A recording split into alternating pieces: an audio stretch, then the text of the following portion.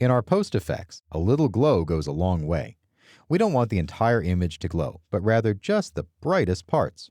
I've got my depth of field on, and I may push my color just a little bit more so that my glow really shows up nicely. Because glow is based on luminance, we need to make sure we have that really nailed before putting the glow in.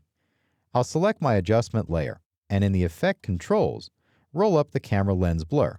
I don't need the UI, but I just simply need it applied. Now I'm going to put in some color correction. I'll choose Effect and Synthetic Aperture Color Finesse. My Color Finesse has some really powerful color correction, and I'll use this for finally pushing the color around. I'll open up the Simplified interface, scroll down, and go into the HSL section. What I'm going to do in here is take the Master Gamma up. I'll push this up just a little bit to go brighter overall. Then I'll go into the Shadows and push the Shadow Gamma down, again making my dark range a little bit deeper. Then I'll use my midtones and just push them down a touch. So overall I got a little brighter, but then the mids and the shadows went deeper, so I've got a really good range. And now, right here next to the window frame, I've got just the littlest bit of a hot spot, and a glow will sit nicely there. We may end up reordering these slightly. It's perfectly okay to take the camera lens blur and actually pull it under the color finesse. And this way, the color finesse is affecting the luminance before any blur or bloom is applied. Now I'll get my glow on.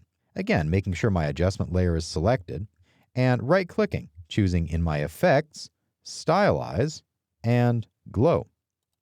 The glow initially is a little funny looking because of where the threshold is and how big it is.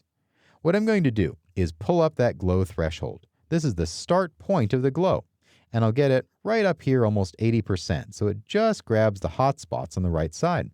Then I'll change the glow colors over from the original colors to my A and B, and I'll leave them at black and white.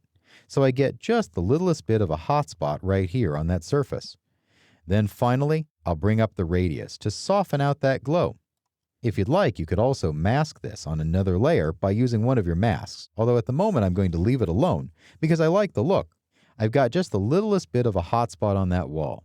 We could also put a glow on a bit of the stairs or even the light fixtures if they really need to look like they're on.